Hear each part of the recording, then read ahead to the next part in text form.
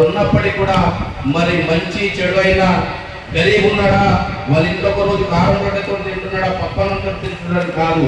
నా యొక్క సన్నిధికి వచ్చినప్పుడు వారు నా శిష్యులు వాళ్ళ కుటుంబాలు ఎప్పుడూ ఆనందం ఉండాలని కోరుకునేటువంటి మరి పరమ పూజ గౌరవులు పెద్దలు పూజ చేసి మరి కరంగరీర మహారాజు గారికి మనమందరం కూడా శిష్యులు కావడం మన యొక్క అదృష్టం.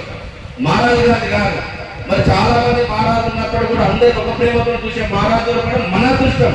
అది మన అదృష్టం. మహారాజు గారి దగ్గర ఏంటి, మహారాజు గారి దగ్గరికి రోజు వందల మంది వేల మంది వస్తూ ఉంటారు, పాద పూజ చేస్తూ ఉంటారు, పోతూ ఉంటారు.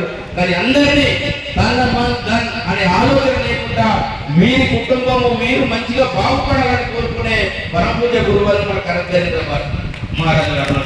కాబట్టి మనం ఏది చేసినా, ఏ సంకల్పం చేసినా, వారు ఏ విషయం అనుకున్నా కూడా మనందరి గురించి మనందరం కూడా బాగుండాలని ఒక మంచి సంకల్పం ఉన్నటువంటి పరమ పూజ్యులు వారు.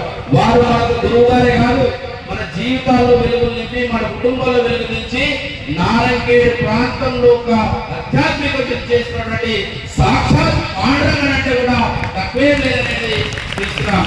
ఎందుకంటే ఇప్పుడు మనము జ్ఞానేశ్వర మహారాజ్, తుకారాం మహారాజ్, సోమరాజు ఉత్తమైన చూడకపోవచ్చు. వాళ్ళ యొక్క ఆధ్యాత్మిక చింతన మన లోపల దిక్కుతూ సాక్షాత్ పాండురంగను ఒక దర్శన భాగ్యం ఇస్తున్నాడు మన ప్రాంతానికంటే మరి అతని గురించి ఎంత చెప్పినా తక్కువనే.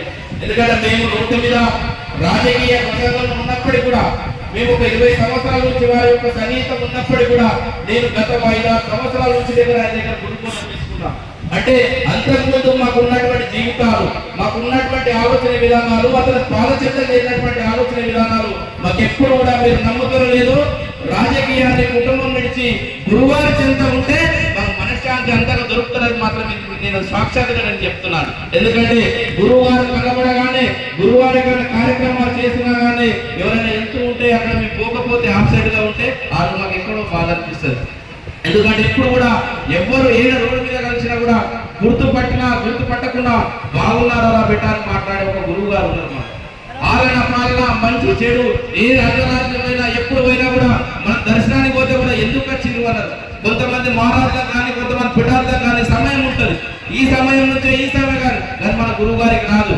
ఎప్పుడు ప్రజలలోనే ఉండాలి, ఎప్పుడు భక్తుల మధ్య ఉండాలి, ఈ భక్తులలోనే నాకు విశ్వాసం వరకు ఉండాలని మనం మాటిచ్చినటువంటి పరమ పూజలు గురువారి మన పొందుతున్నారు. కాబట్టి మనమందరూ కూడా నారాయణఖేడ్ ప్రాంత భక్తులుగా మనమందరూ కూడా మన శేష జీవితాన్ని అందరం కూడా మనం ఉన్నంత వరకు మాకు మంచి ఐశ్వర్యాన్ని, మనకు ఒక మంచి ఆరోగ్యాన్ని మనకు అన్ని విధాలుగా ప్రసాదించాలని ఆ పాండురంగ కంటే ముందు గురువారి పాదపద్మంలో నమస్కరిస్తూ ఈ అవకాశాన్ని ఇచ్చిన అందరికీ కూడా ధన్యవాదాలు చేస్తున్నాను. భారత్ మాతాకి.